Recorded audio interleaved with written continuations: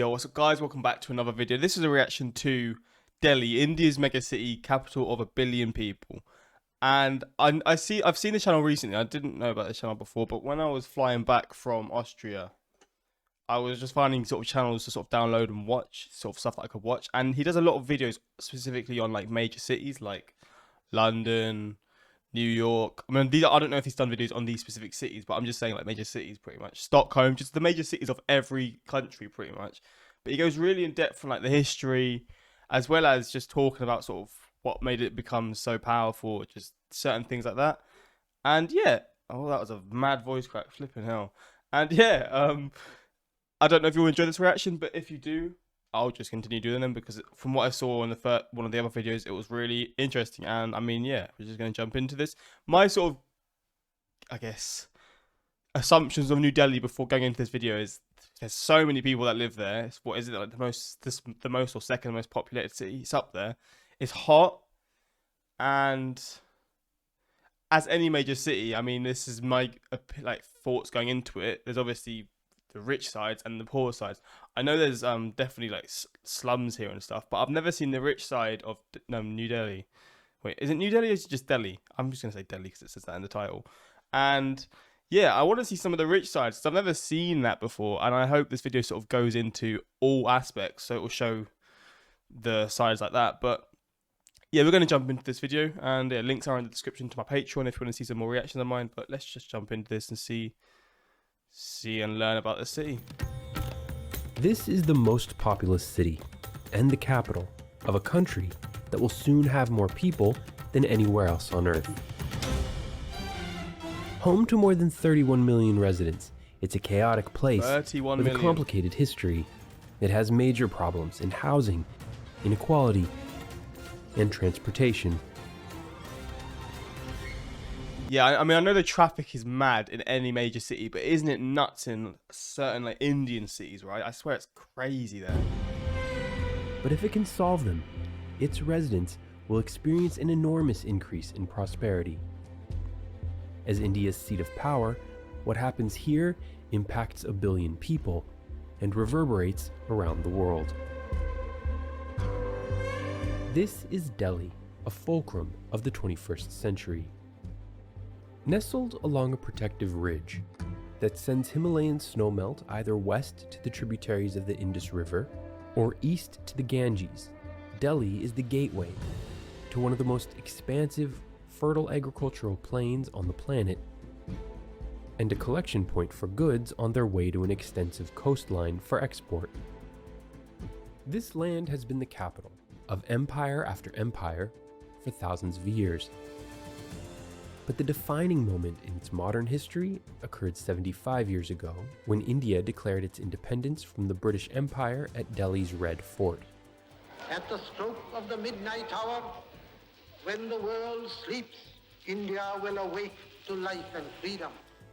This resulted in the partition of the Indian territory along religious lines into India and West and East Pakistan, which eventually became independent Bangladesh.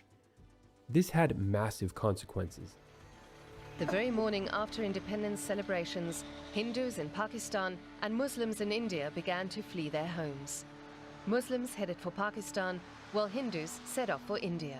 Oh, wow. Enormous convoys of people moving in opposite directions. The greatest mass migration in history. 10 million people were displaced. Many were attacked by robbers and armed militants along the way. 1 million people lost their lives. Shit, man. This flood of new arrivals overwhelmed the city as illegal housing settlements sprouted and grew all over. This building wasn't done to code and lacked basic plumbing and sewers. It's a crisis that Delhi is still struggling to solve. Today, the percentage of its residents living in these so-called unauthorized areas is as high as 40%. 40%? That's a staggering 12 million people. But to get a more complete picture of what Delhi is today, we must go back to the events after Indian independence. In 1947, Indian per capita income had not increased since 1757. That's 190 years of British imperialists taking ownership of and exporting away vast... That is absolutely mental. The fact that, I mean, they done the same sort of thing to the US. The fact that England done these things is actually so mad to think about. It's horrible, man. The history of many countries, but especially of Britain. But I always say Britain, but I always feel like it's actually England. I don't know, because England is sort of seen as the main country in Britain and sort of controlling and doing all the certain things. Plus, London's in England, and London's where it all sort of starts, I guess. Yeah, the history of England's like horrible, man. Honestly, I mean, the world technology. What is it? What I'm trying to say? Technology like gets better and better with like war and stuff. Not with stuff like this. I mean, obviously war is bad too, but war does lead to better technology and just general things. It just advances it quicker. But with this sort of stuff, it's not like that. It's just for greed and just yeah, it's just literally for greed and not caring about the people of India, the people of the US, well, the Americans at that point, I guess. And just stuff like that. It's just, yeah, it's dark as hell, Vast man. quantities of India's bountiful The flipping people's earnings didn't go up for 190 years. Do you know how insane that is? With inflation and all this sort of stuff, and their money's just not going up. That is wild. natural resources. Revolutionary Mahatma Gandhi and his hand-picked political heir, Jawaharlal Nehru, knew the Indian people needed a far different system than what the British Empire had imposed. What Nehru wanted was an idyllic total society in which injustice and inequality would be defeated by the perfect nation system. This dream was cemented during a short 4-day visit to Moscow, where Nehru and his father were wined and dined by the Communist Party's elite, celebrating the 10-year anniversary of the Bolshevik Revolution. With tightly managed visits to factories and theaters, this was an obvious attempt to impart a rosy picture of Soviet-style socialism onto visiting dignitaries. And it worked. Nehru was awed by the USSR's achievements in industry, art, and bureaucracy. Unfortunately for India, Nehru overlooked the dangers of the Soviet system, where a small group of men controls all of its institutions and resources and used them to dominate the miserable masses. When Nehru became India's first prime minister, he created his own version of a centrally planned economy. Convinced that only an all-powerful state could bring about development rapid enough to achieve his vision. Nehru was a rational thinker, and he wanted to apply science and technologies to solve the great mass poverty that prevailed at the time of independence.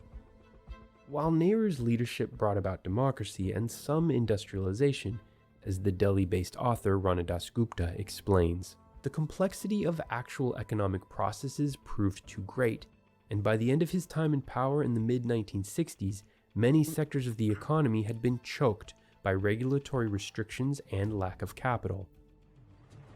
The government of India went into business in a big way, and they decided to control whatever was there in the private sector also as firmly and fiercely as they could. The British Raj was gone. Now people were subjected to the permit Raj, because everything needed a government permit. India became a byword for red tape and bureaucracy. Real estate and land development in the city of Delhi was one of the most tightly controlled sectors. The Delhi Development Authority, or DDA, was created in 1957 and granted the exclusive responsibility of land development within the borders of the city. The DDA prevented individuals from owning more than a handful of acres and forced people to sell the agency their property at below market prices. This backfired, disincentivizing private sector construction just when Delhi needed it most to keep pace with its explosive population growth. Since 1950, Delhi's metro population has increased 21-fold, yet the DDA remains in control of its real estate sector.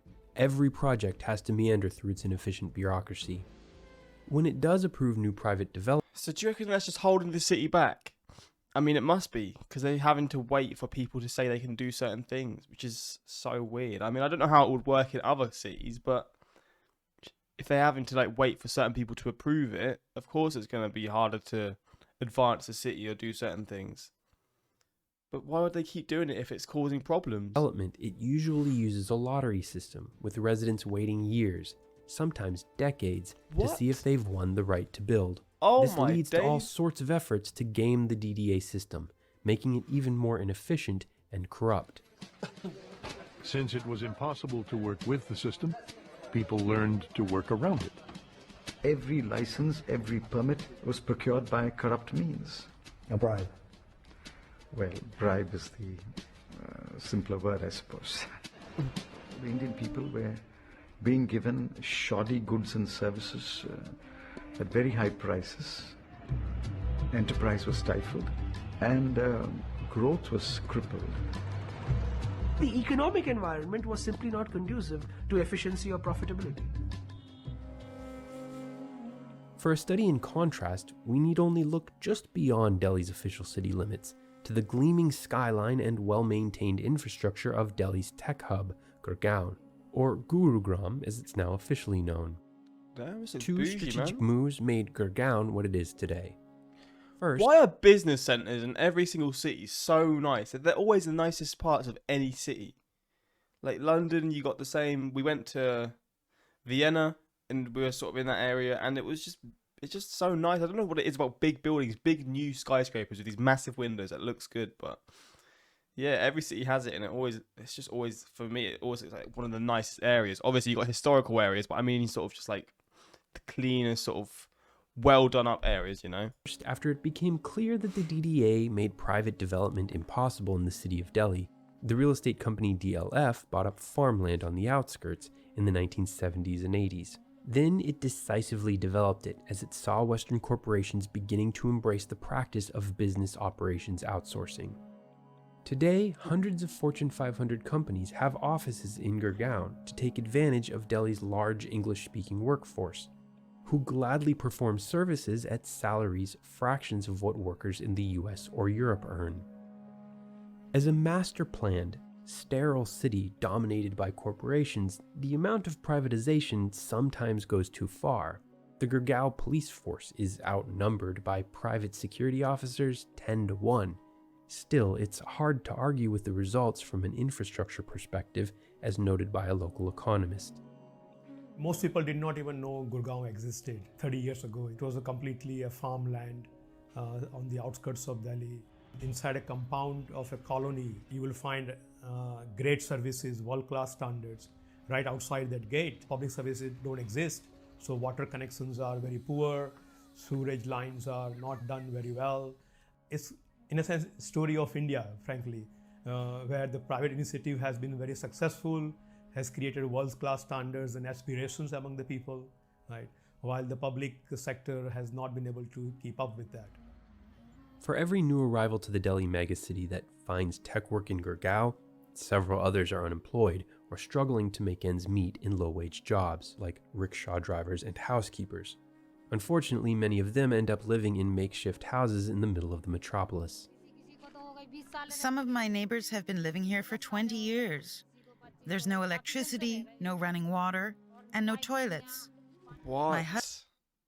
And this is in the capital, mate. No electricity, like toilets, flowing water. Like, wow, man. In a major city, that is absolutely baffling. But of course, there's reasons behind it and all that sort of stuff. But flipping out, Husband man. can't find work anywhere. We have no future. India is often portrayed in the West as the world's largest democracy, but things are more complicated in the capital. Decision-making in Delhi operates within a complex political system. There's an elected assembly, their leader the city's chief minister, a lieutenant governor appointed by the President of India who oversees agencies like the powerful DDA, and 3 municipal corporations who each elect a mayor. Last year, things got even more muddled when the national government of India passed a law requiring the local Delhi government to secure the lieutenant governor's sign-off before any executive action goes into effect. There seems to be a strong aversion to directly electing public leaders in India. Perhaps this is due to the relative newness of democracy itself in the country. In fact, for most of the time since independence, India has resembled a hereditary dynasty, with either Nehru, his daughter, or his grandson holding the premiership for 38 of the 44 years between 1947 and 1991, the year when decades of bad policy pushed India's economy to the brink of total collapse. The collapse of the Soviet Union reverberated round the world. For India, it was the end of a role model. This was a telling proof that a command type of economy was not as secure as... Damn, so I didn't realise. I mean, I know you mentioned it earlier in the video, but like India was sort of looked at the Soviet Union as a way to sort of be as a country, and as the way of like the political sort of view of the country and all this sort of stuff. Damn, I didn't know that. I mean, obviously, again, he mentioned it at the start. He mentioned like how Gandhi and the ex-president went to, I think, Moscow or whatever, to see that sort of stuff like that. And then I guess that's what sort of built the fundamentals of the political beliefs of the people in charge at that certain point. And then when it sort of fell apart, we're going to see now what happened. As we had thought. The government was left holding too many worthless Soviet rubles, and severe agricultural shortages were setting in. We were borrowing heavily. We had to mortgage our gold deposits. Our growth rate had come to virtually zero. The government of India was broke. In 1991, the new Prime Minister appointed economist Singh as finance minister. The argument was quite simple. We were in the midst of an unprecedented crisis. It was time to think big. Despite resistance within his own party, the Prime Minister approved Singh's plans. To secure a massive loan from its former British colonizers, India transferred 40 tons of gold bars to the Bank of England and opened its economy through capitalist reforms. We introduced more competition to release the innovative spirits which were always there in India. The economy turned around much sooner and much more deeply than I had anticipated. Indeed, the results speak for themselves. Per capita GDP has climbed steadily and today stands 627% higher than it was in 1991. Look at that jump, man. Come on now. That's mental, you know. It's just been an upward trend, literally the entire way, until I guess COVID happened, which is around this time maybe. Damn. But it's still less than its neighbor Bangladesh and African nations Nigeria and Congo.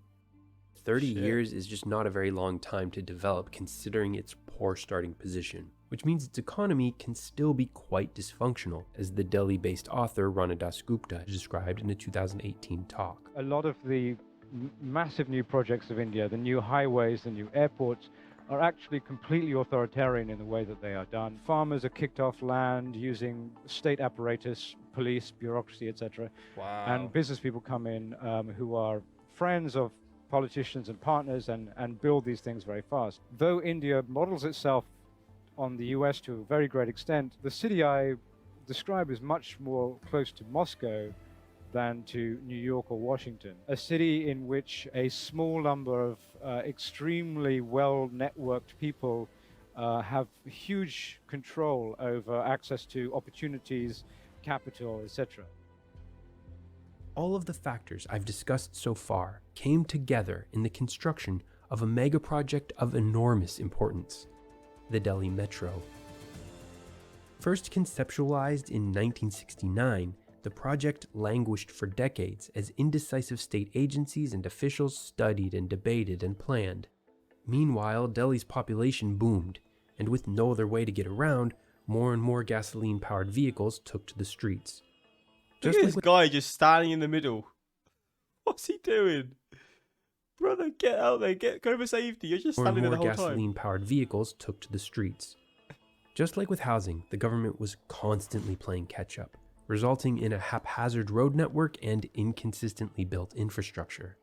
Today, there are more vehicles on the streets of Delhi than anywhere else on Earth. Yeah, it's nuts, contributing to its horrific air quality.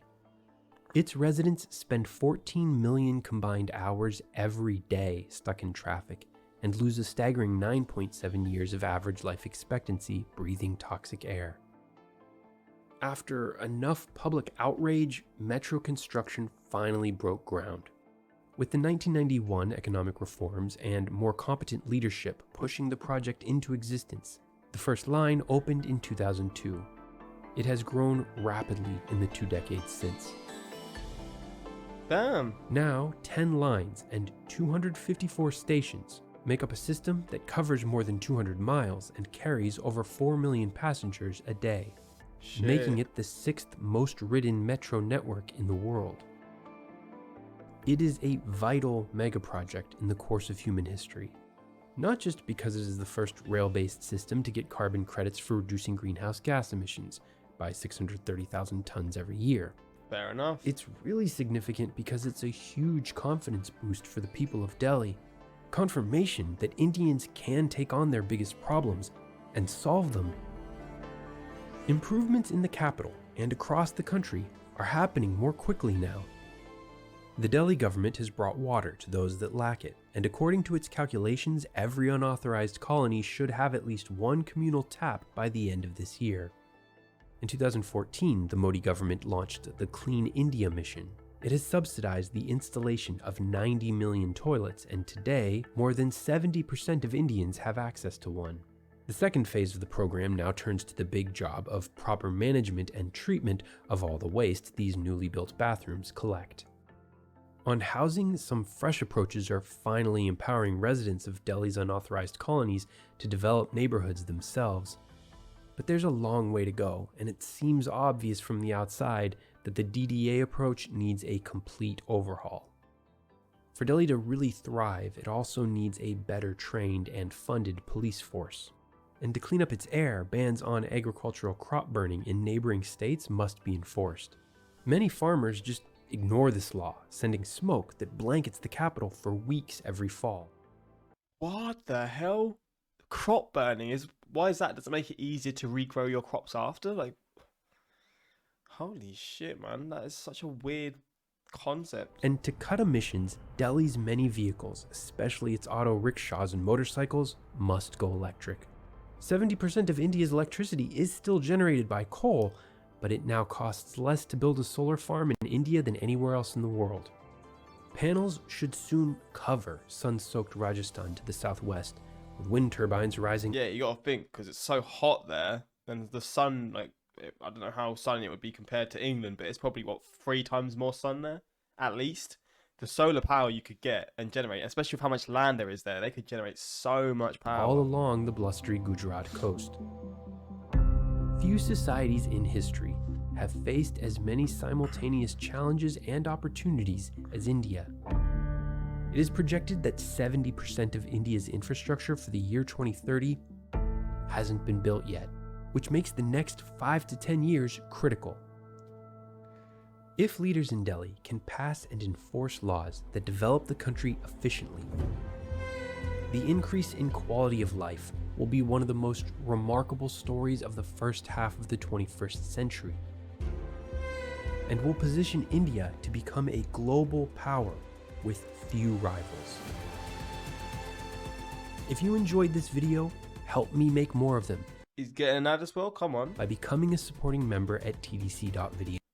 Whatever this is, get yourself on that, man, because this was a really good watch. And I learned a lot, man. It's sort of a positive end. You know, it shows sort of like the dark history behind, I guess, Britain's